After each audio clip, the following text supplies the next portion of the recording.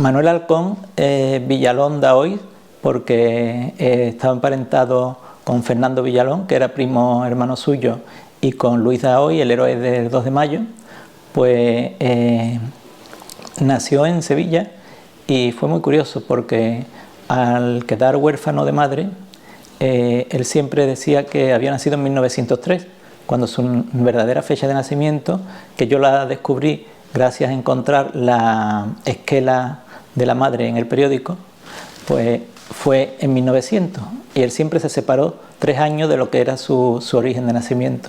Esto es un dato curioso porque sí, lo hizo siempre para que no lo vincularan con el siglo anterior. Quería ser un autor, un novelista del siglo XX, además de para distanciar su nacimiento de la muerte de su madre, ¿no?, que fue a consecuencia de una complicación del parto. Y es curioso también porque él siempre habla que sus primeros recuerdos, su toma de conciencia de la realidad, se produjo a los 3 años, cuando un criado de la casa de sus padres lo llevó a la Giralda y le dijo desde la altura: mira, desde aquí, desde lo alto, aquella casa tan pequeñita es la de tus padres. Y dice que eso fue una lección de humildad que le sirvió para toda la vida, acostumbrado a ver la casa del Marqués de San Gil y lo grande que era y lo bien que estaba, a que se la enseñaran tan pequeñita desde arriba. Y parece que con ese hecho simbólico pues marca su nacimiento. Esto lo digo porque no era entonces tan lejano en la edad y todo a Alberti y a todos los del 27 con los que trató. Alberti, por ejemplo, lo llegó a conocer en el colegio del Puerto de Santa María, donde también estudió. Y después, pues con los del 27 y más que nada con los del entorno de Sevilla, con los de Mediodía, pues tendría muy buena relación. Y él también publica en Mediodía pequeñas narraciones. Y en Papel de Aleluya, otra revista muy relacionada con Mediodía. Entonces todos esos años son muy importantes porque van fraguando al escritor en su tierra antes de irse a Madrid, ¿no? Escribe también en esa época la novela, su primera novela, que fue Premio José María Izquierdo, el primer premio de José María Izquierdo, y que la Cesi fue Romero Murube, en colaboración con Vicente Llorens, hijo del Vicente Llorens, empresario teatral y cinematográfico sobre todo. Me tocó vivir una España difícil porque le coge la guerra civil y después le coge toda la posguerra y toda la dictadura, en fin, que realmente no fue una España fácil. Él fue una persona bastante más crítica sobre la sociedad en la que vive de lo que se piensa, y también ha tenido que pagar un precio muy caro de no haber pasado a los manuales de la literatura, porque se le tachó de aristócrata, de derechista, tal cual, cuando Manuel Halcón es mucho más inteligente y está muy por encima de las limitaciones propias de una clase social, ¿no? Es cronista de guerra durante la guerra, y justo al terminar la guerra designado canciller de la Hispanidad, procurador en Cortes, y también pues después firma el manifiesto muy nombrado de las personas que lo firman para restaurar la monarquía. A partir de entonces es cesado como canciller de la Hispanidad y ya es cuando comienza verdaderamente su carrera literaria, que a nivel nacional se había iniciado en 1941 al publicar Los recuerdos de Fernando Villalón, una obra que nada más, una biografía novelada que por sí sola sería suficiente para darle un lugar en la historia de la literatura pues a Manuel Halcón, porque es una novela en la que describe perfectamente, a raíz de los recuerdos de su primo hermano, pues todo ese campo que él recuerda de su infancia, esos cortijos en los que llegó a conocer a algunos bandoleros como el Pernales y cómo llegó a tratarlo. Entonces, en muchas partes de la novela adopta la postura del testigo narrador, que va contando todo lo que él vivió en una época que parecía más antigua, pero que llegó él a conocerla. Y a través de esas páginas se pueden saber, por ejemplo, cómo fue el mismo Manuel Halcón el que hizo que se publicaran los primeros versos de Fernando Villalón, porque cogió algunos manuscritos suyos y sin pedirle permiso los envió a la imprenta. Luego ya Fernando Villalón pues se animó y pues fue publicando más. Entonces la labor de Manuel Halcón también como impulsor de Fernando Villalón, aunque era mayor que él, pues fue muy importante. En la época franquista él al principio se afilia a la Falange, pero él era fundamentalmente monárquico. Una vez que hubo ese manifiesto a favor de la monarquía, pues los falangistas más ortodoxos y más reacios, bueno, iban a por la cabeza. Y Franco le dijo, Halcón no me lo toquéis. Entonces tenía una especial dote, él era muy simpático y bueno, pues mantuvo una cierta independencia y una cierta capacidad para hacer lo que verdaderamente quería. Pues su nombre durante algunos años fue hasta tachado de los ecos de sociedad, silenciado. Y sí siguió escribiendo, pero tuvo que dedicarse también a otra labor y fue la de periodista. Era también una labor que a él le había apasionado. Ya fue, después de la guerra, subdirector de ABC y dirigió durante 26 años la revista Semana. Entonces fue una carrera paralela. Es verdad que no se le reconoció en la época pues todo el valor que tuvieron algunas de sus novelas, ¿no? Manuel Halcón fue un personaje muy importante en la aparición de la revista Mediodía, que fue la gran revista del 27 sevillano. La revista sale porque él empeña el alfiler de corbata para que pudiese sufragar el número. Entonces estaba muy vinculado pues con lo que era Romero Murube, lo que era Cernuda, lo que eran todos los poetas del 27. Y él empieza a hacerse famoso a partir fundamentalmente del año 40, cuando escribe el maravilloso libro de los recuerdos de Fernando Villalón, que era primo suyo, era 20 años más Villalón, 20 años mayor que él. Pero ese libro me parece que es uno de los libros cumbre de la literatura de posguerra, ¿no? Una novela fundamental en la obra de Halcón es el monólogo de una mujer fría, protagonizada por una burguesa, Anita Peñalver, que se dice que es una de sus mejores creaciones. Se decía que Anita Peñalver, esa criatura novelesca que él había creado, no solo le hizo que otorgara el Premio Nacional de Literatura de 1960, sino que le abrió de puerta la entrada en la Real Academia de la Lengua en 1963. Bueno, él yo creo que es un estilo muy personal, tiene una gran personalidad, él es un antirretórico y entonces él participa por una parte de un cierto realismo, pero al mismo tiempo no cae ni en el folletín, ni cae en el costumbrismo, ni cae... Entonces, su literatura tiene una altura que puede parecerse a Lampedusa en ciertas cosas, y la recreación de un mundo a partir de su conocimiento directo y fundamentalmente el campo de Lebrija, el paisaje de Lebrija y la vida de todo este entorno es fundamental en su obra. Es la caracterización que hace y el lugar que ocupan en sus novelas los personajes de su clase, los aristócratas, también algunos burgueses, los banqueros, y es que Halcón criticó mucho pues lo que no le gustaba de ese mundo, pero desde dentro, que es lo que más daño podía hacer. Entonces, desde su misma clase social, muchas veces no fue entendido. Manuela es la culminación de todo un proceso de personajes ligados con el campo andaluz.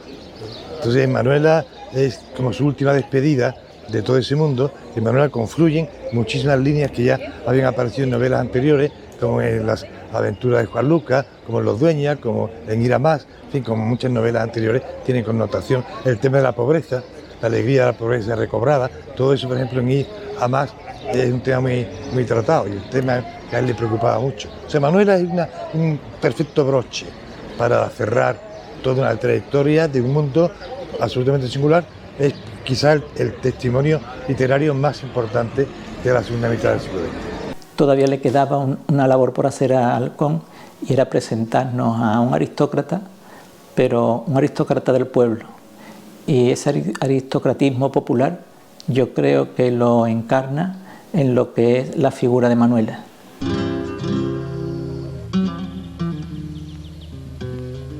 Hija mía, qué pena tengo. La acompaño en el sentimiento.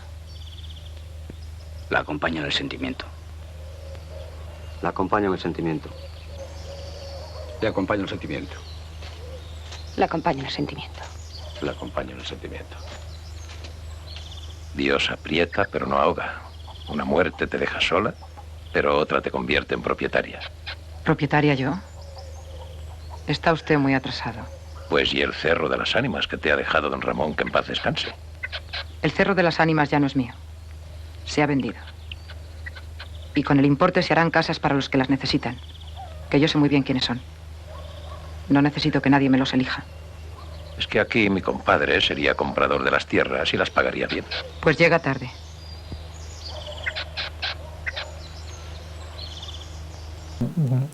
Yo creo que olvidado del todo no fue tanto por su clase social ni nada de esto, porque por ejemplo ediciones de Manuela seguían saliendo, editó los cuentos del Buen Ánimo y tuvieron muy buena acogida. Los cuentos del Buen Ánimo, hay un relato fantástico, es también un maestro en el relato corto. Recuerdo ahora mismo así a la pluma uno que es la primera vez, en la que describe cómo un personaje mayor de la familia pues lleva a un prostíbulo para mantener la primera relación sexual a un miembro de su familia, y está narrado en primera persona y trata a Consuelo, creo que se llama la mujer del prostíbulo sevillano,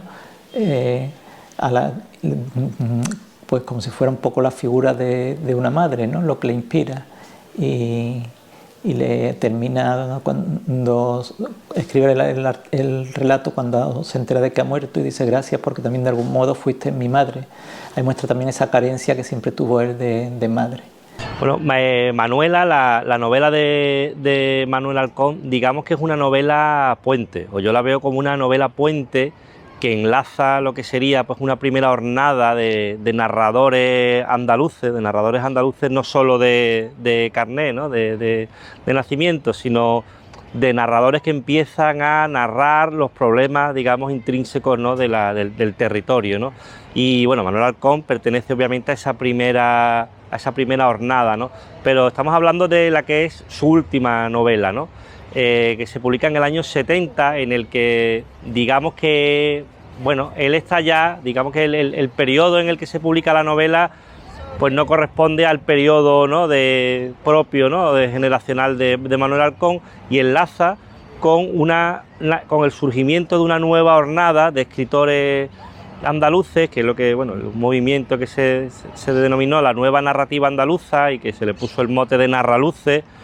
Y es una novela puente en ese sentido, porque es una novela que pertenece a alguien de una generación anterior, pero que creo que estéticamente y probablemente de forma inconsciente tiene muchas concomitancias con esa nueva narrativa andaluza, que es una nueva narrativa que yo creo que sí le habla de tú a tú al periodo del que estamos hablando, ¿no? A esas finales de la década de los 60, principios de la década de los 70, que es una década, bueno, estéticamente como muy, ¿no? Que tiene mucha personalidad, ¿no? También es importante en Manuela y en alguna otra novela como Los Pasos de Mary, cómo Halcón describe ese cambio que se va produciendo en el agro andaluz, ese cambio por la mecanización que reconoce Halcón que tanto paro trajo, pero que en cambio también fue una manera de multiplicar las cosechas y de hacer que hubiera una producción mayor para llegar a más personas. Desgarrada la nube, el arco iris, brillando ya en el cielo, y en un fanal de lluvias y de sol. El campo envuelto y en un fanal de lluvias y de sol. El campo envuelto.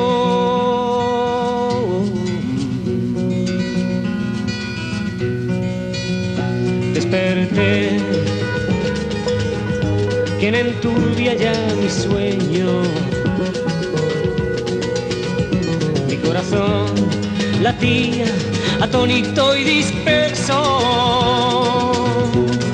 y el limonar florido y el cipresal del huerto, el prado verde, el sol, el agua, el iris, el agua en tus cabellos.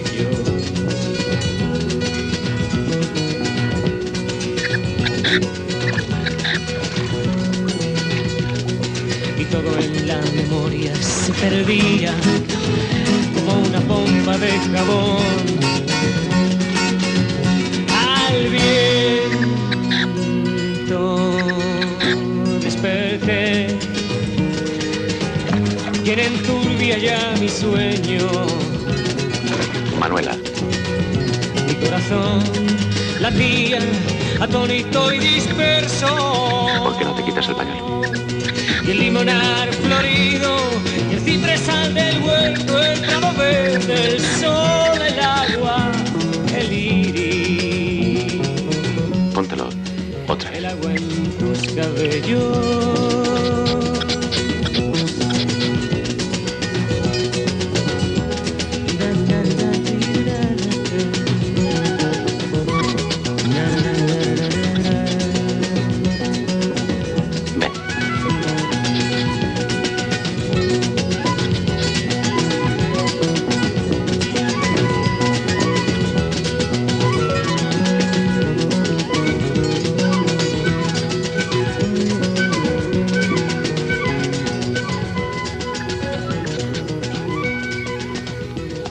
En ese punto de encuentro entre ambas generaciones, en esa novela puente, yo creo que tiene mucho sentido la, digamos, la relectura, ¿no?, que hace Gonzalo García Pelayo, ya con otro lenguaje artístico, con el lenguaje del cine, de esa novela que digamos, objetivamente no es moderna, ¿no?, o no pretende utilizar un lenguaje propio de la modernidad, ¿no?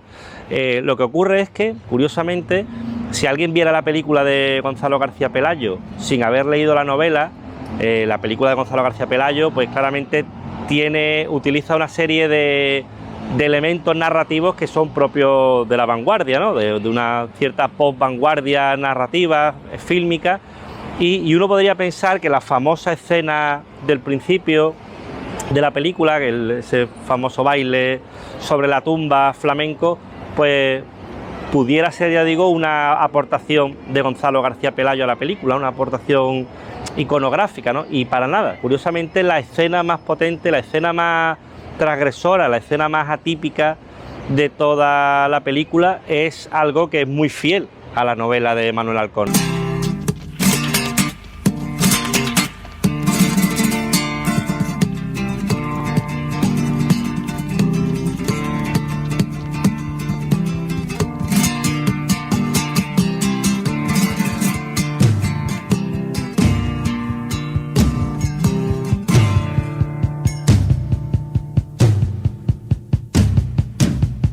Manuela, el rodaje de Manuela significó para mí pues la cumbre un poco de toda mi juventud. O sea, si quería ser director de cine y conseguía que un grupo de gente realmente dislocado de Sevilla pusieran la confianza de un proyecto importante en las manos de un chico joven, 28 años, que no había hecho todavía ninguna película, y con actores de primera línea como Fernando Rey o Charo López, realmente era un sueño el poder dirigir Manuela. Uno de los saltos mortales, mucho de lo que tú has dado, fue con la música. ¿Estaba hecha ya la música en el guión o lo fuiste metiendo? La fui metiendo. Sí, yo había grabado todas esas canciones en el mismo año 75. Manuel la rodábamos en septiembre-octubre del 75. Y desde la primavera yo venía grabando discos. Y cuando estoy con el guión de Manuela y estoy viendo la historia, hay tantas cosas que me sugieren a canciones que yo conozco porque la acabamos de realizar y la acabamos de grabar, que aquellas que tenían un cierto sabor andaluz, pues no podía poner a La Bordeta, pero que también la había grabado en ese tiempo. Pero todo lo que se acercase o que fuese directamente andaluz, o Hilario Camacho, que sonaba un poco cercano porque era también un verso de Antonio Machado, pues me estaban contando la película. O sea, yo alucinaba de que si el argumento de Manuela era fundamentalmente la recuperación de la masculinidad del chico por ella en la relación que tiene con el chico y tal y cual, que había grabado con Manuel Molina una canción por bulería que decía me he sentido hombre por primera vez, quizás tú tengas la culpa por ser tan mujer. Digo, pues esto se ha escrito para esta película. Entonces, claro, era ir poniendo las canciones que de alguna manera iban contando la película de manera absolutamente casual. No era nada casual, estábamos en el arte y eran sentimientos comunes que tenían tanto los artistas de la música como don Manuel Alcón, que había escrito la novela, y Pancho Bautista del guión.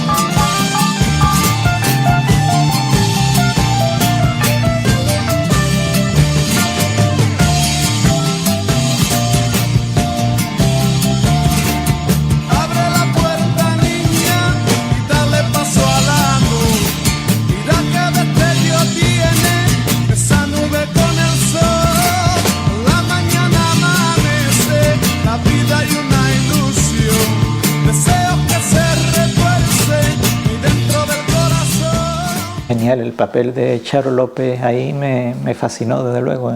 Además he hecho en unos años en los que Charo López estaba espléndida, daba el tipo de personaje de Manuela muy bien que ofrecía la novela, y hubo un casting, fue un casting bastante duro porque al cual no le convencía cualquiera. Hubo otras actrices que no superaron el casting, pero ella fue muy bien elegida, y como es la que lleva las riendas, pues tenía que ser una actriz así, ¿no? Después de la talla que dio la protagonista, por ejemplo, en Los Gozos y las Sombras y en otras como actriz, ¿no? en su carrera.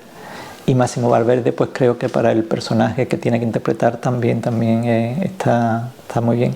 Es el que yo llego el último a la película. A mí me eligen como director, y ya estaba contratada Charo López, estaba contratado Fernando Rey. De eso se había ocupado fundamentalmente Manuel Pío Alcón, pero también Pancho Bautista, guionista.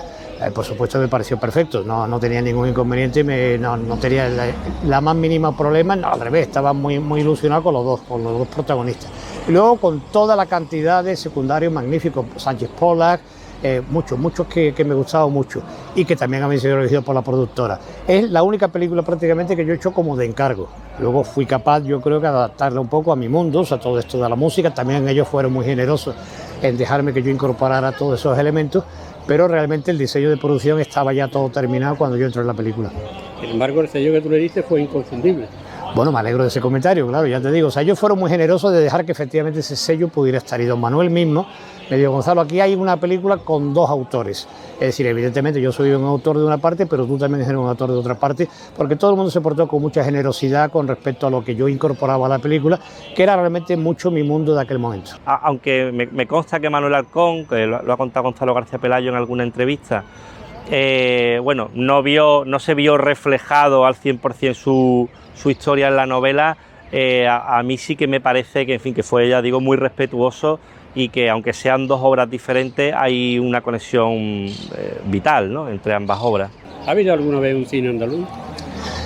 Bueno, hombre, el que se ha hecho en Andalucía también lo ha habido antes. Cuando yo veo películas de Juanita Reina o veo películas del Rocío, de Fernando, de Paco Raval con Carmen Sevilla y tal, pues son películas andaluzas, evidentemente, es decir, porque hay un ambiente andaluz. También películas que han hecho incluso extranjeros. La Carmen de Rossi me parece una buena película andaluza, o también la que él hizo con Miguelín, ¿no? Es decir, el momento de la verdad. Es decir, creo que se puede considerar andaluz toda película en el que realmente uno de los elementos es el paisaje de Andalucía. pero hubo una época en que se hablaba de hacer un cine andaluz, no sé. Sí, bueno. ¿El concepto cuál era? Bueno, Manuela realmente se consideró como la primera película andaluza, pero ya de la democracia. O sea, pues ya te digo que había habido antecedentes evidentes, ¿no? Pero bueno, quizás como primera película de la democracia, sí. También a eso se le cargaba con una serie de responsabilidades que no eran responsabilidades de la película. Por ejemplo, que se hablara de la reforma agraria, ¿no? Salía del cine y todo el mundo decía, pero es que no habla de la reforma agraria, es que no estaba en el guión. O sea, es que una película andaluza no tiene por qué tratar todos los temas que ustedes creen que son importantes en Andalucía, pero sí se consideraba que era como la primera película, digamos, de la nueva época de ya democrática española, que hablaba de Andalucía y como primera del cine andaluz. Lo sorprendente de Manuela, que fue el primer largometraje, ¿no?, que hizo Gonzalo García Pelayo, es comprobar cómo ahí ya hay una serie de tics, una serie, digamos, de posicionamientos ideológicos, de posicionamientos estéticos, que luego él va a repetir, y a convertir en marca de la casa en películas posteriores, ¿no? Es muy sorprendente que en una película como Manuela, que de alguna manera el mundo que retrata es un mundo, claro, es un mundo rural, es un mundo muy apartado, es un mundo sencillo, ¿no?, complejo, pero relativamente sencillo. La estética con la que en algunas ocasiones cuenta esa historia luego tiene muchísimos paralelismos con su siguiente película, que es absolutamente rompedora, ¿no?, que es Vivir en Sevilla, ¿no? En Vivir en Sevilla podemos encontrar recursos que ya utiliza Gonzalo García Pelayo en Manuela, ¿no? Yo estuve con el censor mano a mano viendo qué se cortaba de la película. El del zapateado no dijo nada, hablaba de cosas de sexo que realmente también te digo que no perjudicaron tanto cortar la película, porque eran cosas que alargaban mucho de una manera un poco artificiosa toda la historia, fundamentalmente de Purita, la sobrina de Fernando Rey, con Fernando Rey. Y bueno, pues el censor se permitía algunas cosas, como no, es que esto no es que lo corte por una cuestión de sexo ni de religiosa ni nada, sino porque realmente yo creo que entorpece a la película. Y yo decía, hombre, que el director soy yo, no me venga usted a mejorar la película, como basta con que sea censor. Pero ya te digo que fue una censura suave. Y desde luego en ningún momento se planteó ningún problema con el baile del zapateo en la tumba, que yo creo que tiene una evidente similitud con una serie de ideas y de momentos que había en España, muerte del dictador, ella vestida de rojo, en fin, yo creo que era bastante evidente. En una exposición reciente que ha habido en Madrid sobre el cine de la transición y sobre la música más bien de la transición, se consideraba como el momento exacto que tenía toda la exposición. Música nueva, triana, música clásica, porque era también bulería, el baile, el vestido, toda una serie de elementos. El comisario de la exposición lo ponía como el centro, digamos, de todo lo que él pretendía con esa exposición, que era una magnífica exposición que se celebró en Madrid y también luego se llevó a Barcelona. García Pelayo al rodar esa escena lo que hace es aumentar más todavía todos estos conflictos estéticos o sociales o políticos al rodar esa escena, ya digo, muy fiel a la narrativa, a la novela, pero incluyendo una canción, bueno, de rock casi psicodélico, ¿no?, como es la canción de Triana, ¿no? Esa escena ha valido, por ejemplo, para causar auténtico pasmo en París. Yo recuerdo el paso de París, fue para mí histórico, porque la gente que no tenía ni idea veía la película y de pronto en el cóctel que había después me la hablaban como que eran de los grandes descubrimientos que yo había tenido de toda la historia del cine. Me quedaba enamorado del recibimiento, y el centro desde luego era el baile, que fue el póster que cogió toda el pase en el Jeu de Pont, fue el baile en la tumba, que de alguna manera queda un poco como un momento cumbre de la película y casi del cine español de aquella época. No es que haya un cine de García Pelayo, es que García Pelayo es un cine en sí mismo, ¿no? Es un concepto, ¿no? Porque creo, alguien lo definió como digamos, el eslabón perdido entre Buñuel y Almodóvar, ¿no? Pero me parece simplista en ese sentido, ¿no? Porque verdaderamente es un cine en sí mismo que puede ser brillante y que puede ser menos brillante, ¿no? Pero es un cine insobornable, absolutamente insobornable, y de una libertad pasmosa. Y luego lo que yo creo que hace importante su cine es que dentro de toda esta teórica experimentación formal, de toda esta vanguardia, por llamarlo de alguna manera, de su cine formal, creo que hay momentos absolutamente gloriosos en los que él consigue captar con su cámara un momento de vida innegable, ¿no? Tiene una capacidad absoluta para mirar y para captar momentos de vida que creo que eso no están en muchísimo, o sea, que es lo que le falta a muchísimos cineastas, ¿no? Bueno, un cine de Gonzalo García Pelayo que a tranque y barranca pues ya ha hecho 14 películas y ahora tengo para estrenar una última. ¿Qué es mejor, la película o la novela? Como ha dicho muy bien mi buen amigo Gonzalo García Pelayo, que fuimos compañeros de los jesuitas durante 7 años en Portoceli, en Sevilla, hay dos autores. Uno es el autor Manuel Halcón y otro es el autor Gonzalo García Pelayo. Son dos autores que se trataron ambos dos con muchísima generosidad. Es una de las cosas que me admira. ¿Manuel existió? ¿Tienen ustedes alguna sensación? Don Manuel Halcón crea un trasunto de él que es Don Ramón. ¿Es Don Ramón Manuel Halcón? O al menos, por lo menos, en un porcentaje grande. Estuvo Manuel Halcón enamorado de una lebrijana que se llamaba Manuela, o se llamaba de otra manera y le cambió el título. La pasión que pone Don Ramón en Manuela, la carta que le escribe a petición mía para la película, eso no está en el libro, es un poco mi colaboración en el prólogo a Manuela, es tan intensa, yo se la pido a don Manuel Halcón, inmediatamente él reacciona que sí y escribe esa carta para la película, no está en el libro. He amado la belleza de tu cuerpo, pero más aún la limpieza de tu alma. Si algún mérito tengo, es haber sabido llevar con dignidad y en silencio este amor sin esperanza. Y luego el último punto que más me parece curioso. ¿Realmente Manuela, si existió, era la madrastra de Antoñillo o era simplemente la madre?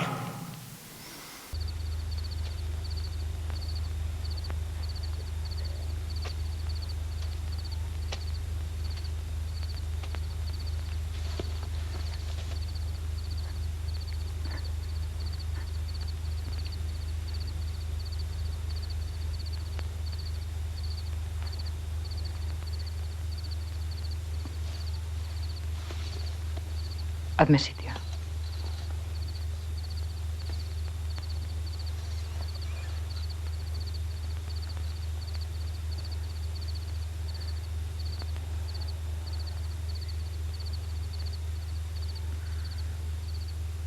En la novela ya digo que es el personaje de Manuela, podríamos identificarlo como Ana Mañani.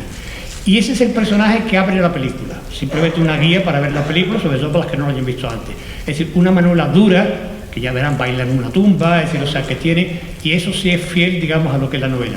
Pero luego llega el niño y de alguna manera, en ese momento para mí, cambiaba completamente todo. Cambia el estilo de la película, hay algo raro en la película, que yo creo que tiene dos estilos, no sé si se nota y si los críticos estarían de acuerdo, pero hay una primera parte que para mí es muy clásica, vuelvo a referirme a Eisenstein, que viva México, es decir, de película, digamos, clásica, con encuadres clásicos, con actores clásicos. Pero llega el niño y entonces Manuela es tocada por la gracia. Y el personaje cambia, y toda la dureza se convierte en suavidad, y se convierte en ternura, y se convierte en otra persona, Manuela cambia, ya no es exactamente la Manuela de la novela, y cambia hasta el final de la película, donde ella no quiere las tierras, que ahí sí vuelve a coincidir con la novela. Y entonces se convierte en un ser quizás menos real, desde luego menos Ana Mañani. Hubo incluso un poco de discusiones con la actriz, con Char López, que ella prefería seguir siendo Ana Mañani, de hacer de mujer dura, pero yo tenía claro que yo necesitaba que esa mujer cambiase y que adoptase una postura más, digamos, de Dios te salve María, llena eres de gracia, bendita tú eres entre todas las mujeres, bendito sea el fruto de tu vientre Jesús. Es decir, o sea, que representara más un poco el sentido último del Ave María. Es decir, o sea, de ser la receptora pasiva, que ya sé que no es exactamente lo que es la imagen de la mujer actual, y por eso algunas personas me lo criticaron, algunos críticos me la criticaron, muchos críticos la criticaron, al no ser una mujer, digamos, que tomaba actividad, sino que era el objeto de deseo de muchas personas, y ella pues simplemente dejaba que eso ocurriera, pero bueno, esa es la escena también de la Anunciación. Ese es el cambio profundo que se da en la película. Si tengo que decir que la primera parte tenía una raíz como de este director Eisenstein, la segunda parte pues podría tener una raíz en gente joven del cine francés, fundamentalmente puedo pensar en François Truffaut. Claro, una película que arranca como es Stein y luego se va más bien a François Truffaut, crea un poco de despiste la crítica, que fue feroz entonces, pero que afortunadamente con el paso del tiempo ha ido cambiando. Ya decía que quería que Alfonso dijera un poco su opinión y se convierte en una película, pues, afortunadamente muy apreciada.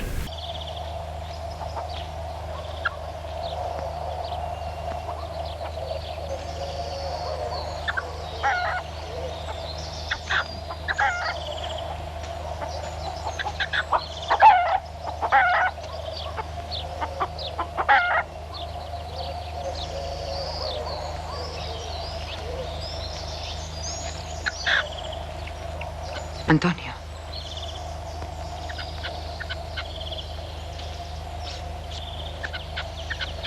Por primera vez,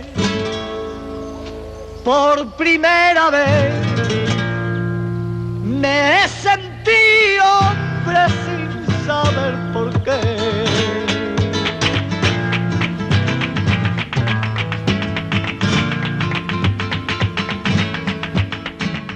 ¿Qué es lo fundamental que quedará de Halcón para la historia de la literatura? Yo me atrevería a decir que fundamentalmente el retrato de la mujer penetró en el alma de la mujer pues a una altura, me atrevería a decir, casi como Valera.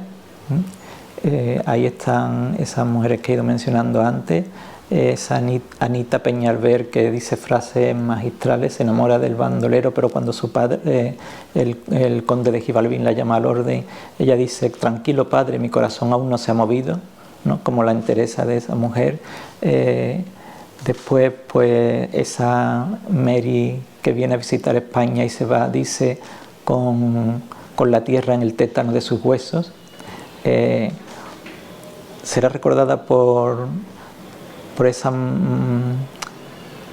manera de tratar el campo, ese campo que, aunque él era propietario de algunos cortijos y sabía muy bien lo que era la propiedad, decía que cuando de verdad uno se sentía propietario era cuando sus votos pisaban el suelo de la tierra y los dedos estrujaban los terrones para ver cómo andaba la tierra. Entonces el campo en Halcón yo creo que está a la altura en su tratamiento pues del campo andaluz que nos describe en sus novelas pues Muñoz Rojas o los hermanos Cuevas, y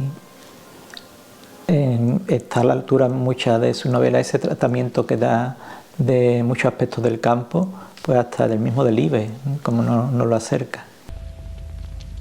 Don Angosto Cortés de la Fuente fue un hombre de gran corazón.